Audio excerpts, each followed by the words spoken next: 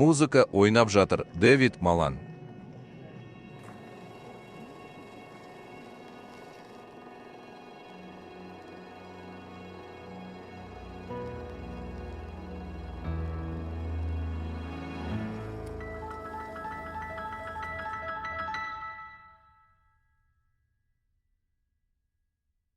Бәрі жақсы. Бұл сес елінің Python бағдарламалауына кіріспесі. Менің атым Дэвид Малан және осы аптада біз циклдерге назар аударамыз. Python және басқа да көптеген бағдарламалау тілдерінің нәрселерді қайта-қайта орындау қабілеті цикл түрі. Осы циклдарды пайдалана отырып, әрекеттерді неліктен циклдік түрде орындау мүмкіндігіміз бар екенін түсіндіруден бастай алмайтынымызды көрейік. Мен осында жалғастырып, Versus кодын ашамын. Ал менің терминал тереземде CodeCat көмегімен жасауды жалғастырайық. Пай, мысық сияқты мияулайтын Python бағдарламасы. Мен осы код қойындысында әрі қарай жалғастырамын. Мүмкін өте қарапайым. Мен бұл мысықты жай ғана орындау арқылы іске асырудан бастаймын. Басып шығаруды пайдалану. Біз бұл мысықтың естілетін дыбыстарды шығармай, экранда 3 рет, 1 рет мияу, мияу, мияу деп тергенін қалаймыз. Менің ойымша, мұны істеудің ең оңай жолы 1 рет мияу деп теріп, мияу деп қайта басып шығару, және экранда соңғы рет мияу деп теру. Енді терминалымның терезесіне түсіп, Pythonды мысықтан іске қосуға рұқсат етіңіз. Пай, кіріңіз және мияулаңыз, мияулаңыз, мияулаңыз. Бәрі жақсы, бұл бағдарлама жұмыс істейді. Бұл бағдарлама шынымен де жұмыс істейді. Егер менің мақсатым мысықты 3 рет мияулату болса, және маған ұсынуға рұқсат етіңіз. Тек компьютерде не болып жатқанын түсінуге көмектесу үшін осы блок схеманы қарастырайық. Сонымен, бұрынғыдай, бізде осы сопақтан басталатын блок схема бар. Ол жай ғана осы жерден оқуды бастаңыз дегенді білдіреді. Содан кейін назар аударыңыз. Ол көрсеткілерді пайдаланып, мияу, мияу, мияу дегенге ауысады. Содан кейін тоқтайды. Бұл өте дұрыс, және шынымды айтсам, бұл таңғаларлық оңай, бірақ соған қарамастан, менің кодымнан кемшіліктерді таба аламыз деп ойлаймын. Неліктен менің кодым нашар жасалған болуы мүмкін. Енді жауап қандай да бір циклдар болады. Бірақ мұның қалай болатынын анықтай аламыз ба? Көрейік. Код шын мәнінде қандай да бір жолмен нашар жасалған. Қарап көрейік. Қандай да бір ойлар бар ма? Алекс, жарайды. Менің айтайын дегенім, бір әрекетті 3 рет, немесе одан да көп қайталау жаман әдет. Иә, мен өзімді қайталаймын. Шынымды айтсам, бұл жерде ерекше ештеңе жоқ. Егер біз осы жерде менің кодыма қайта оралсақ, мен шынымен де мияу, мияу, мияу деп 3 рет теру арқылы өте жаман істеп жатырмын ба? Бұл шын мәнінде олай емес. Бірақ оның логикалық жалғасын қарастырайық. Мен 4, 5, 50 немесе 500 мияулағым келеді делік. Сіз шынымен де бұрын ешқашан бағдарламаламаған болсаңыз да, бұл мәселенің шешімі көшіру және қою түймесін 50 рет басу болады деп ойлайсыз ба? Мүмкін емес. Біз жақсырақ нәрсені ойлап табуымыз мүмкін. Сол кезде бұл жай ғана ұсқынсыз болудан басқа. Бірде кодтың көптеген жолдары бар болғандықтан, кодты өзгерткіңіз келетінін елестетіп көріңіз. Мүмкін мен ойымды өзгертіп, мысық жасағым келмейтін шығар. Мен ит жасағым келеді. Сондықтан ол енді уф сөзін қатарынан бірнеше рет қайталау керек. Енді мен мұны 50 түрлі жерде өзгертуім керек. Иә, әрине, мен оны тауып, ауыстыра алар едім. Бірақ, әрине, біз қазір бағдарламашы болғандықтан, өзімізді қайталаудан гөрі жақсырақ әдіс болу керек. Сондықтан, оны қалай құрылымдау керектігі туралы аздап ойлансақ. Біз жақсырақ жұмыс істей алатынымызға сенімдімін. Бағдарлама. Егер біз сөздік қорымызды аздап кеңейтсек, оған қол жеткізе аламыз. Pythonда басқа тілдердегідей while кілт сөзі бар екені белгілі болды. Және while бұл цикл деп аталатын нәрсені білдірудің бір жолы. Бірдеңені қайта-қайта жасайтын. Код блогы 0 рет, 1 рет, біз қалағанша көп рет. Бірақ, сонымен бірге, бұл бізге бір нәрсені қайта-қайта жасау үшін өзімізді қалай білдіретінімізді анықтау құқығын қалдырады. Сондықтан маған Versus кодына қайта оралуға рұқсат етіңіз, және мен осылай не істей алатынымды ұсынуға рұқсат етіңіз. While бұл сұрақты қайта-қайта қоюға мүмкіндік беретін құрылым. Және біз сұраққа кезіккен сайын, ол логикалық өрнек түрінде, жауабы шын немесе жалған болатын сұрақ түрінде болды. Мен мұны қалай істей аламын? Мен қалай 3 рет мияу деп теріп, жауабы шын немесе жалған болатын сұрақты 3 рет қоя аламын? Егер мен кішкене математиканы жасасам ше, сөзбе сөз менің саусақтарымда. Егер мен санауға тырыссам, мүмкін 3-тен 10-ға дейін мен 3 рет мияулағым келеді. Мен 3 саусағымды жоғары көтеріп, мияулай аламын. Содан кейін мен саусақтарымның бірін төмен түсіріп, мияулай аламын. Содан кейін мен саусақтарымның бірін төмен түсіріп, мияулай аламын. Саусақтарымның бірін төмен түсіріңіз. түсіндіңіз. Мүмкін, мен мияулаған сайын қоя алатын сұрағым. Саусақтарым әлі де жоғары ма? Менің саусақтарым әлі де жоғары ма? Менің саусақтарым әлі де жоғары ма? Егер жауап дұрыс болса, жалғастырыңыз. Егер жауап жалған болса, тоқтаңыз. Мұны кодқа қалай аударуға болады? Біз while кілт сөзін қосқаннан кейін, менің ойымша, бізде барлық қажетті элементтер бар деп ойлаймын. Мұны істеуге рұқсат етіңіз. Айнымалыны өзіме тағайындауды ұсынуға рұқсат етіңіз. Мен оны бүтін санға сілтеме жасау үшін ай деп атаймын. Бірақ мен оны кез келген нәрсе деп атай аламын. Және оны 3 мәнімен инициализациялаймын. Содан кейін мен осы жаңа Python функциясын пайдаланғалы жатырмын.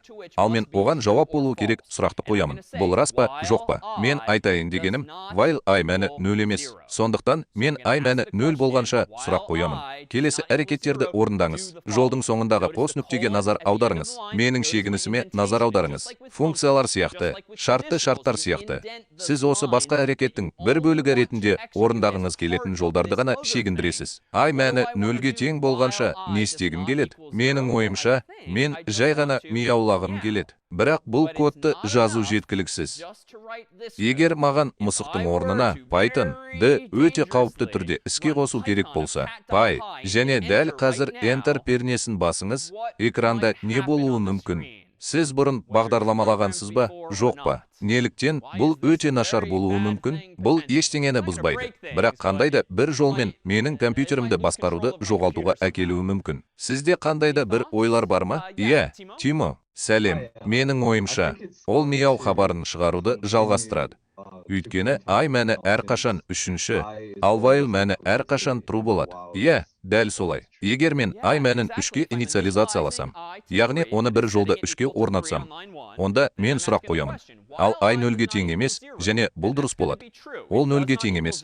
Ол анық 3-ке тең. Мияу басып шығарыңыз. Ал while циклының жұмыс істеу принципі, Python аудармашысы жай ғана алға артқа жұмысын жалғастырады. Ол бір жолдан 2 жолға, содан кейін 3 жолға өтеді. Содан кейін сұрақты қайта қою үшін 2 жолға оралады. Егер жауап әлі де дұрыс болса, ол 3 жолға өтеді. Содан кейін ол 2 жолға оралады. Егер жауап әлі де дұрыс болса, ол 3 жолға оралады. Және Тимоның пікірінше, егер сіз i мәнін ешқашан өзгертпесеңіз, ол әрқашан 3-ке тең болады. Сіз жай ғана сөзбе, сөз мәңгілікке цикл жасайсыз, және бұл кездейсоқ шексіз цикл. Сондықтан біз ақылдырақ болуымыз керек. Мен Enter пернесін баспаймын, өйткені мен компьютерімді басқаруды жоғалтқым келмейді. Сондықтан ол мәңгілікке мияу деп тереді. Бақытымызға орай, егер сіз мұны істесеңіз, және кездейсоқ шексіз циклде болсаңыз, бас тарту немесе үзу үшін C басқару келесі болады. Сенің досың, егер сіз бақылауды жоғалтып алғандай сезінсеңіз, компьютерді қайта іске қосудың немесе өшірудің қажеті жоқ. Терминал терезесіндегі C түймесін басаңыз болғаны, бұл жағдайды түзетуі мүмкін. Жарайды. Мен әр мияулаған сайын не істегім келеді? Менің ойымша, мен мұнда не істегім келеді? Мүмкін осындай нәрсе. i мәнін жаңартуға рұқсат етіңіз. Сонда ол мұндағы ағымдағы -1 мәніне тең болады. Ой, кешіріңіз, -1-ші. Сондықтан мен әрбір итерацияда i мәнін бір кем болатындай етіп жаңартсам, ол ақырында 0-ге жетеді. Және сол кезде 9,2 сұрақтың жауабы жалған болады. Бұл жұмыс істейтінін көрейік. Мен терминал терезесіне кіріп, Python-ды мысықтан іске қосамын. Py, мен шынымен де 3 мияулаған дыбысты естимін. Неге? Өйткені мен оны бағдарламалық жасақтамадағы компьютер сияқты қостым. Егер қаласаңыз, мен i мәнін 3-ке қойдым. Содан кейін мен бұл сұрақты қоя беремін. Бірақ мен берілістерді айналдыра беремін. Мен айнымалының мәнін өзгертуді жалғастырамын. Ол ақырында оның шынымен төмендейтініне көз жеткізу үшін, яғни 0-ге жеткенше 1-ге азаяды. Енді мені біршама көрнекі деп санайтындар үшін, әдеттегі блок схемаларымыздың бірін келтірейін. Бұл жай ғана сол нәрсенің графикалық көрінісі. Не болып жатқанына назар аударыңыз. Мен алдымен бағдарламаны іске қосамын. Содан кейін i мәнін 3-ке қоямын. Содан кейін бірінші сұрақтарымды қоямын, қайталаймын. Гауһар тастар әрқашан сұрақтарды білдіреді. Және жауап, не шын, не жалған болады. Мен 0-ге тең емеспін бе? Олай емес, ол 3-ке тең. Сондықтан мен дұрыс сызықты ұстансам, мен мияулаймын. Содан кейін мен осы көрсеткіні ұстанамын, және i мәнін i-1 мәніне өзгертемін. Тарихтың осы кезеңінде математикалық тұрғыдан i мәні 2-ге тең болады. Мен көрсеткіні ұстанамын. Міне, бізде ілмек бар. Сондықтан оны графикалық түрде көру өте жақсы. Мүмкін сіз ілмекті алға артқа көре аласыз. Енді мен бұл сұрақты қайта қоямын. 2 саны 0-ге тең емес пе? Бұл 0-ге тең емес, 2-ге тең. Сондықтан біз тағы да мияулаймыз. Біз i мәнін 2-ден 1-ге өзгертеміз. 1-ге 0-ге тең емес пе? 1 0 емес екені анық. Сондықтан біз қайтадан мияулаймыз. Біз i мәнін қайтадан төмендетеміз. Енді мен 0-ге теңмін. 0-ге тең емес пе? Жоқ, ол 0-ге тең. Сондықтан жауап жалған және біз тоқтаймыз. Бұл жерде, бәлкім, біздің кез келген блог схемамызға қарағанда, сіз шынымен де бағдарлама ішінде болып жатқан оқиғалардың құрылымын көре аласыз ба? Және сізге бұл диаграммаларды жасауға немесе графиктерді өзіңіз жасауға дағдыланудың қажеті жоқ. Бірақ алдымен бағдарламаның ішінде не болып жатқанын, компьютердің ішкі жағында не болып жатқанын қараңыз. Оның орнына оны визуализациялаудың бір жолы. Менің ойымша, бұл мәселені шешудің әртүрлі жолдары бар. Және сіз басқаша ойлауды ұнатасыз делік. Мүмкін сізге 3-тен бастап, содан кейін 0-ге дейін санау ұнамайтын шығар. Неге? Мүмкін сіздің миыңыз осылай жұмыс істемей, төмен емес, жоғары санауды жөн көретін шығар. Бәрі жақсы. Әрі қарай жалғастырып, кодты осында өзгертуге рұқсат етіңіз. Сонда ай мәні 3-тің орнына 1-ге тең болады. Міне, маған логикамды өзгертуге рұқсат етіңіз. Мысалы, 0-ге тең емес мәнін тексерудің орнына жоқ деген мағынада ойлауды ұнатпауыңыз мүмкін. Себебі бұл аздап түсініксіз және солай болуы мүмкін. Ай мәнінің 3-тен аз немесе оған тең екенін тексерейік. Сондықтан сәл ашық болайық. Біз 1-ден 3-ке дейін санаймыз. Әр жолы мияу деп жазамыз.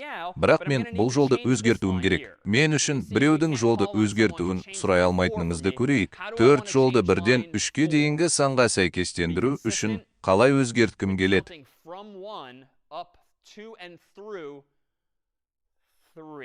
Сіз мияулаған сайын мен 1-ді қосар едім. Иә, дәл солай. Бұл жағдайда біз 1-ді алып тастамай, біреуін қосқымыз келеді. Ал шын мәнінде, егер сіз бұл туралы ойласаңыз, онда бұл 2-нің соңы өте нашар болуы мүмкін. Егер сіз 1-ден бастап санауды бастасаңыз және 1-ді азайтуды жалғастырсаңыз, 1-ді алып тастасаңыз, менің ойымша, біз ешқашан тоқтамайтын мәселеге тап боламыз. Өйткені біз көбірек алатын боламыз. Теріс нәтиже 3-ке дейін көтерілгеннен айырмашылығы. Сондықтан, менің ойымша, сіз дұрыс айтасыз. Мен оны i+1-ге тең болатындай етіп өзгертуім керек. Енді назар аударыңыз. Түсінікті болу үшін теңдік белгісі тағы да оңнан солға қарай тағайындау операторымыз болып табылады. Логикалық тұрғыдан, әйтпесе бұл сізге оғаш көрінуі мүмкін. Мысалы, мен өзіме +1-ді қалай теңестіре аламын? Бұл кодты оңнан солға қарай орындамайынша болмайды. Сіз i-ге 1-ден қосасыз немесе i-ден 1-ді алып тастайсыз. Содан кейін сол жақтағы i мәнін жаңартасыз. Тапсырма мәнді оңнан солға көшіреді. Мен мұны тағы қалай істей аламын? Мен айтайын дегенім, бағдарламашылар мен информатиктердің көпшілігі санауды 0-ден бастайды. Бұл конвенция және оның тіпті Python және басқа тілдерде де өз артықшылықтары бар. Мұнда жалпы айтқанда санауды 0-ден бастаған дұрыс. Нақты әлем 1-ден. Дәл қазір осы конвенцияны қабылдайық. Маған i мәнін 0-ге қоюға рұқсат етіңіз. Мен дәл қазір өзгертулер енгізуім керек. Назар аударыңыз, егер мен логикамды өзгертпесем, бұл бағдарлама енді ғана бұзыла бастайды. Мысықта қате бар. Енді мен оны сол күйінде іске қоссам, ол 4 рет мияулайды. Бірақ ең оңай шешім менің теңсіздігімді кем немесе тең дегеннің орнына кішірек болатындай етіп өзгерту болар еді. Мен қазір 0-ден бастап жатырмын. Бірақ 3-ке дейін жалғастырамын. Бірақ соңына дейін емес. Және біз осы уақытқа дейін көрген барлық нәрселердің ішінде бұл ең аз таныс болып көрінгенімен, көпшілігіміз 1-ші, 2-ші, содан кейін 3-тен бастай аламыз. Бұл жақсы әдіс. Дәл қазір үйрену әдеті 0-ден басталып, одан әрі жалғасады. Бірақ бұл жағдайдағыдай сайып келгенде, сізге қамқорлық жасайтын құндылық есебінен емес. Осы жерде аздап түсіндіріп өтейін. Енді бұл менің санау мәселемді шешіп қана қоймайды. Сонымен қатар ол күтілгеннен 3 есе көп мияулайды. Мен i+1-ге тең екенін білдірудің қысқаша жолы бар. Себебі бұл кодта қолдануға болатын өте танымал нәрсе. Оның орнына сіз жай ғана мен +1-ге тең деп айта аласыз. Солай болды. Барлығын оң жаққа қоюдың қажеті жоқ. Бұл i мәнін жоғарылату арқылы дәл солай айтатын арнайы синтаксис, бірақ ол пернелерді басуды біршама азырақ қажет етеді. Теру сәл жағымдырақ, оқу сәл жылдамырақ. Бұл жай ғана конвенция. Сіздердің араларыңызда C, Python тілдерінде бағдарламалағандар жоқ, тек Python тілінде емес. C, Java, JavaScript++, немесе -- сөздерін бұрын көрген болуы мүмкін. Кешіріңіз, бірақ бұл Python тілінде жоқ. Сондықтан оны пайдалана алмайсыз. Бұл сіздің код жолыңыздағыдай қысылған. Бәрі жақсы. Осы уақытша циклдарды жүзеге асыруға қатысты сұрақтарыңыз бар жоғын білу үшін осы жерде кідіртуге рұқсат етіңіз. Біз басында инициализацияланған белгілі бір i мәні бар және сіз қойған нақты шарт негізінде іске қосылатын for циклдері сияқты нәрселерді пайдалана аламыз ба? Осы мәнді енгізіп, оны алға жылжытқанда арттырыңыз ба? Қысқа жауап: жоқ, сіз сипаттап жатқан нәрсені жасай алмайсыз. Бірақ біз жақын арада көретін for циклінің басқа түрі бар. Бірақ оған сәл кейінірек оралайық. Сіз осында болған кезде циклдарды пайдалану туралы басқа сұрақтарыңыз бар ма? Менде осы блог схема туралы сұрақ туындады. Жақсы, сонда болды. Иә, белгілі бір түрдегі мәлімдемелер үшін белгілі бір белгілер болды. Олар сөзсіз осындай мәлімдемелер үшін пайдаланылады. Олар Дэвид Малан. Сондықтан мен бұл жерде таңбалардың белгілі бір түрлерін, белгілі бір пішіндерді әдейі қолданамын. Оларда соқпақ басталу мен тоқтаудың жалпы қабылданған белгісі болып табылады. Мен кез келген код нұсқау үшін тік бұрыштарды қолдандым. Мысалы, тағайындау немесе басып шығару және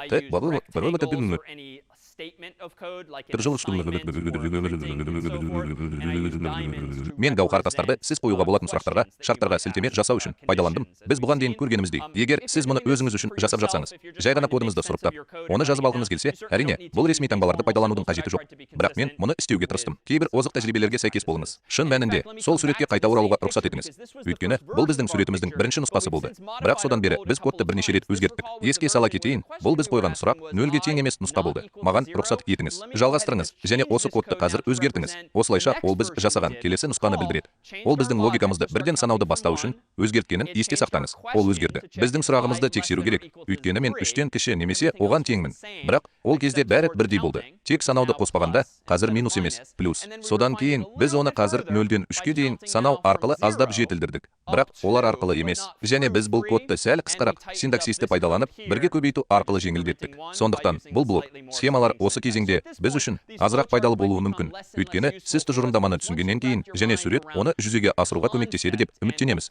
Ол түсінікті болады. Әрине, оған толығымен назар аудару өте жақсы. Код жазыңыз және ойланыңыз. Тіпті егер сіз әдеттегіден күрделірек нәрсеге назар аударуыңыз керек болса, ұқсас нәрсені бояңыз. Егер рұқсат етсеңіз, әрі қарай жалғастыруға рұқсат етіңіз және осы жерде басқа кілт сөзді. Атап айтқанда, for циклін пайдаланып, цикл түрлеріне басқа көзқарасқа көшуді ұсыныңыз. Және бұл сөз шынымен де басқа тілдерде бар. Бірақ басқа тілдердегідей мүмкіндіктерге ие болуы міндетті емес. Оны кез келген нәрсе үшін пайдаланыңыз. Бірақ циклдың басқа түрі бар. While циклі емес, for циклі. Және for циклі өзімізді басқаша көрсетуге мүмкіндік береді. Бірақ бұл үшін мен Pythonға басқа идеяны енгізудің ең оңай жолын ұсынамын. Бұл тізім сияқты. Бұл жерде де біз Python қолдайтын деректер түрлерінің тізімін қосамыз. Біз стрс немесе жолдарды бұрыннан көрдік.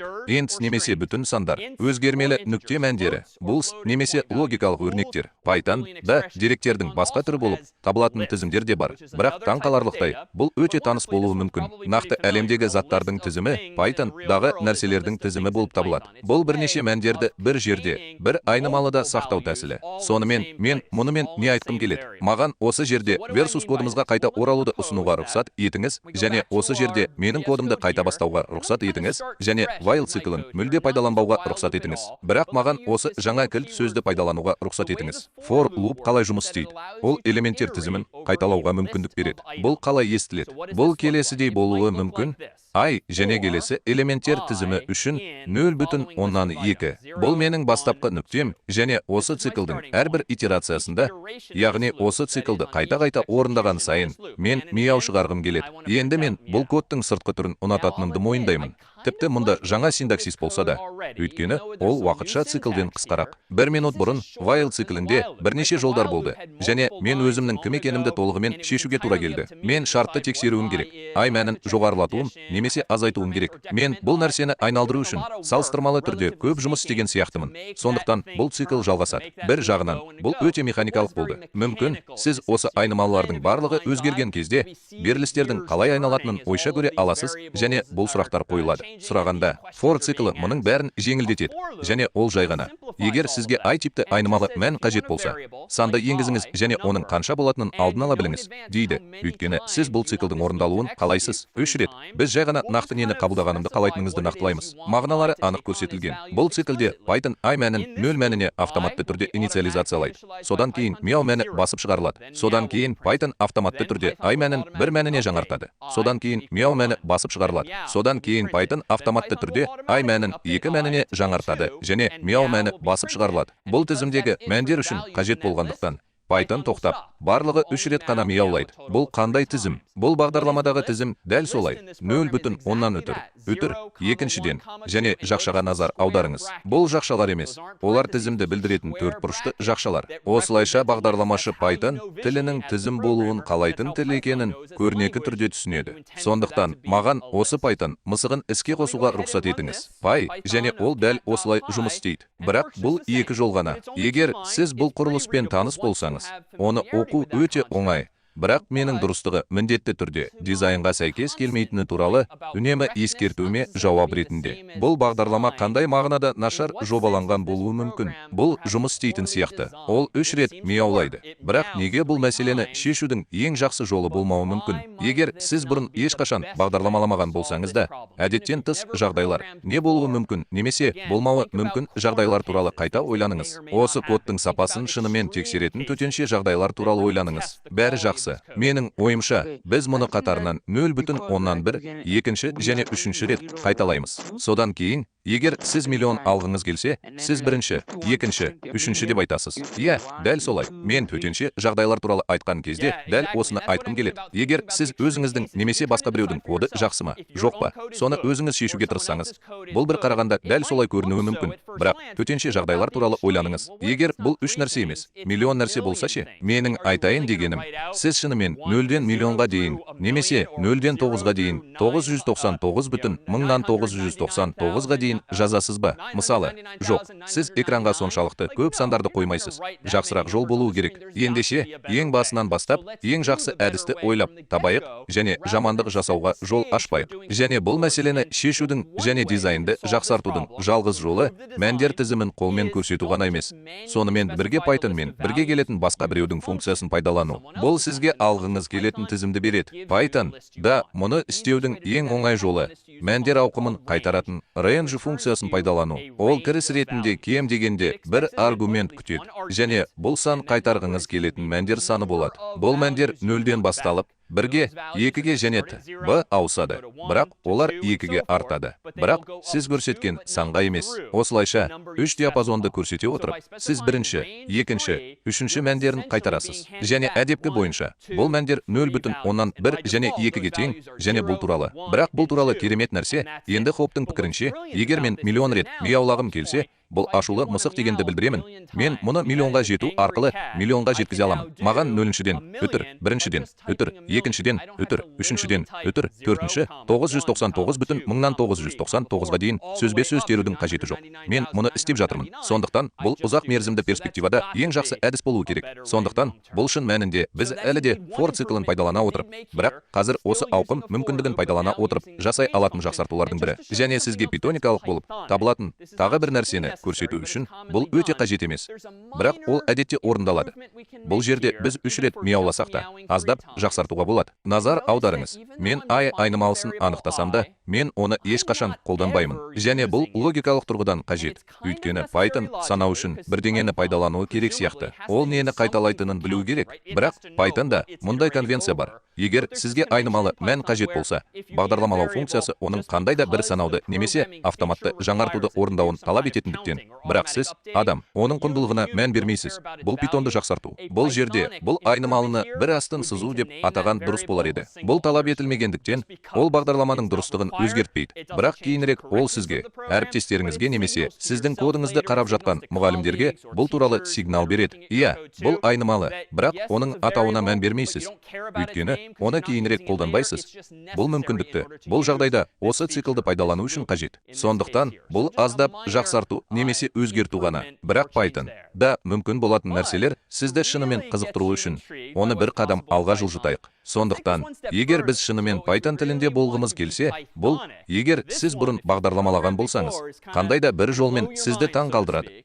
Нәтижесінде мен мысықтың 3 рет мияулауы керек. Ал егер мен мұны шынымен жасасам ше, теріңіз, жақшаны ашыңыз, тырнақшаға алыңыз, 3 рет мияулаңыз. Бұл керемет деп ойлау үшін сізге аздап қызық болу керек. Бірақ бұл өте керемет. Сондықтан сіз өзіңізге қажет нәрсені теріп, оны қажетті санға көбейтіп, дәл осындай нәтижеге қол жеткізе аласыз. Дәл осы жерде мен қателестім. Сондықтан оның не беретінін көрейік. Бұл сіз ойлағандай әдемі емес. Кейбіреулеріңіз үшін де, мен үшін де. Маған Pythonды мысықтан іске қосуға рұқсат етіңіз. Пай, теріңіз, жарайды. Бұл шынымен де аш мысық немесе басқа нәрсеге ұқсайды. Ол өте тез мияулайды. Бірақ мен оны түзете алатыныма сенімдімін. Енді біз талқылаған кейбір негізгі құрылыс элементтері туралы ойланайық. Мәселе мынада, сөзбе-сөз мияу. Мияу 3 рет қайталанады. Бірақ бұл мен қалағандай әдемі емес. Мен оның бөлек жолдарда мияу болғанын қалаймын. Егер осы көбейту операторы әлі де қолданылса, мұнда қандай шешім болуы мүмкін? Тағы да ойланыңыз. Біз жолдарды біріктіру үшін плюс белгісін қолдандық. Сіз көбейтуді жолдарды біріктіру үшін қолдана алатыныңыз анық, бірақ бір рет емес, қайта-қайта. Мен мұны for цикліне немесе while цикліне қайта оралмай ақ қалай түзете аламын және көбейтуді осылай қолдана аламын. Біз n кері қиғаш сызығы бар қашу ретін пайдалана аламыз. Дэвид Малан, керемет. Иә, бағдарламашы ретінде кодтағы жаңа жолды көрсетуге болатын кері n қиғаш сызығын еске түсіріңіз. Және менің ойымша, егер мен сіздің кеңестеріңізді орындасам, тырнақшаларымның ішіне кері қиғаш сызықты енгіземін. Осылайша әр сөздің соңында жаңа жол пайда болады. Оның қалай көрінетінін көрейік. Экранды тазалап, мысықтың орнына Python іске қосуға рұқсат етіңіз. Пай, жарайды, өте жақын. Мен оны жақсы көремін. Маған басқа біреуге хабарласуға рұқсат етіңіз. Маған ұнамайтын жалғыз нәрсе, және мен қазір шынымен қиналып жүргенімді білемін. Бұл бөлек жолдардағы мияу, бірақ маған эстетикалық жағынан ұнамайтын тағы бір бос жол бар. Менің ойымша, біз енді бағанға теңестіре аламыз. Ал n қиғаш сызық ретінде емес, Дэвид Малан. Иә, сондықтан мұнда да соңғы апталарда көргеніміздің бәрі бір-біріне сәйкес келеді. Еске сала кетейін. Басып шығару мүмкіндігі жолдың соңын басқаруға мүмкіндік береді. Әдепкі бойынша кері қиғаш сызық n болып табылады. Сондықтан осы басып шығарудың ең соңында курсор қайтадан келесі жолға жылжытылады. Біз мұны қайта анықтауымыз керек. Сондықтан осы жерде менің кодыма өтіп, оны үтір тырнақшаға тең деп өзгертуге рұқсат етіңіз. Сонда ол енді тырнақша болмайды. Әдепкі бойынша кері қиғаш сызық n болады. Оның орнына енді ештеңе болмайды. Содан кейін бұл қосымша бос жолды жояды деп үміттенемін. Сондықтан мен мұны соңғы рет осы жерде қайталауға рұқсат етіңіз. Python from cat, пай, кіріңіз. Міне, бізде бар. Сондықтан қазір кем дегенде бағдарламалау тұрғысынан алғанда, мен мұның барлығын қысқа жолға салып, барлығын бірден жеткізе алатыным өте керемет. Шынымды айтсам, қазір оның оқылуы біршама азайып кетті. Мысалы, қазір менде 3-ке көбейтілген n кері қиғаш сызығы бар. Менде тырнақшасыз тырнақшаға тең n бар. Сондықтан мұның бәрін осылай жасаудың қажеті жоқ. Менің for цикліне бұрынғы көзқарасым толығымен сәйкес келеді. Менің бұрынғы while цикліне деген көзқарасым толығымен сәйкес келеді. Және қандай да бір жолмен тамаша ойластырылған. Бірақ бұл мұны істеудің тағы бір жолы. Бірақ егер сіз немесе сіздің мұғаліміңіз, әріптесіңіз, досыңыз өз мәтініңізді, кодыңызды оқуда қиындықтарға тап болса, бұл жақсы емес. Бірақ бұл Python тілінің кейбір тілдерде кездеспейтін ерекшелігі. Жарайды. Егер біз 3 рет қана емес, сонымен қатар бірнеше рет айнымалы түрде мияуласақ, жағдайды одан да қызықты етуді ұсынуға рұқсат етіңіз. Пайдаланушыдан бұл мысық қанша рет мияулау керектігін сұрайық. Сондықтан экранды тазалап, пайдаланушыдан нөмірді қалай алуға болатынын анықтауға рұқсат етіңіз. Бұл жерде бір қызығы, егер мен пайдаланушының маған нөмір беруін қаласам, мен математикамен айналыспаймын. Мен мияулаймын. Сондықтан пайдаланушы маған оң мән беруі керек. Пайдаланушы маған оң мән беруі керек. Сонда мен мұны қалай талап ете аламын? Егер мен мұны істесем, онда n кіріс деректерінің int мәніне тең болады. n деген не? Сұрақ белгісі. Мен, мысалы, проверить тексергім келеді. Егер n отрицу нөлден аз болса, мысалы, теріс болса, мен мұны істей аламын деп айта аламын. Содан кейін тағы да сұраңыз. Input, n деген не? Сұрақ белгісі. Жарайды. Егер пайдаланушы маған әлі де оң санды бермесе ше, егер бұл шынымен қиын болғандықтан, ол назар аудармай, екі теріс санды енгізсе ше, егер n нөлден аз болса, мұны тағы да қайталайық. n тең. Мұның соңы жаман аяқталады. Сіз оның теріс екенін немесе жоқтығын шексіз бірнеше рет тексере алмайсыз ба? Бағдарлама ешқашан соңына дейін жазылмас еді. Сондықтан мұны цикл арқылы жасаған дұрыс деп ойлаймын. Сондықтан маған мұнаны ұсынуға рұқсат етіңіз. Pythonда өте кең таралған парадигма, бұл сізде бар белгілі бір үміттерге сәйкес келетін пайдаланушы енгізуін алғыңыз келсе.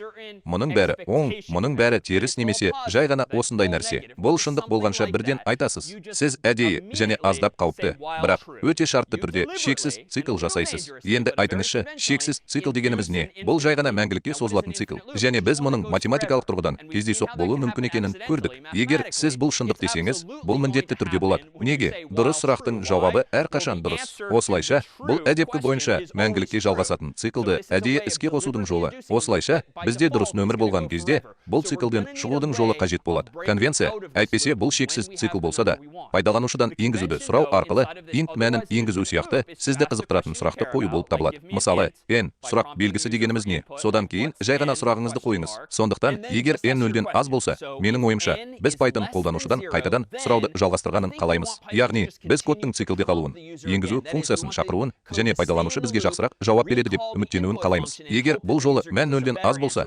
Python non-continue кілт сөзін сөзбе-сөз қолданайық. Ол дәл осылай айтады, орындауды жалғастырыңыз. Осы цикл ішінде болыңыз. Әйтпесе, егер мән нөлден кем болмаса, жалғастырайық. Және Python break-тегі басқа кілт сөзді пайдаланып, циклден толығымен шығайық. Break бұл жағдайда сізді соңғы басталған циклден шығарады.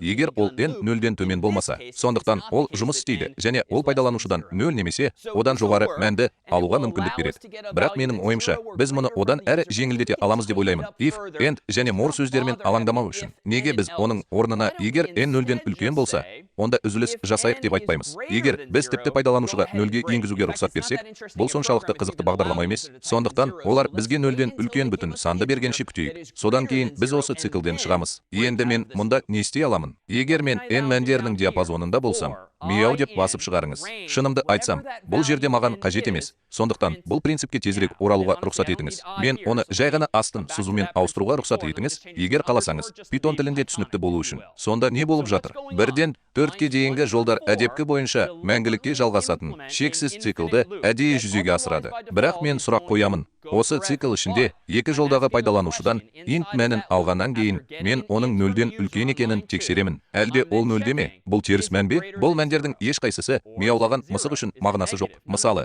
мен мысықтың кем дегенде бір рет мияулағанын қалаймын. Сондықтан, бұл мән нөлден жоғары болса, үзіліс жасаңыз. Және бұл үзіліс мәлімдемесі тіпті 2 рет шегініс болса да, соңғы басталған уақыт циклінен шығуға әкеледі. Сонымен, пайдаланушы сізге оң мәнді бергеннен кейін біз 6 жолға өтеміз, және осы кезде біз 6 және 7 жолдар үшін бірнеше рет мияулаймыз. Сондықтан, мен қазір осы Python'ды мысықтан іске қоссам ше, Py, жүйеге кіріңіз. Ал n деген не? 3-тен бастайық. Біз неден бастадық? Мияулау, мияулау, мияулау. Бұл жолы маған әрі қарай жүріп, терминал терезесінің өлшемін кем дегенде біраз уақытқа үлкейтуге рұқсат етіңіз. Python'ды мысықтан іске қосуға рұқсат етіңіз. Py, маған мұны 10 рет жасауға рұқсат етіңіз. Сонда экранда 10 рет мияулау пайда болады. Бұл жерде біз 10 рет мияулай аламыз, немесе бір нәрсені қайта-қайта жасай аламыз деген сөз ғана емес.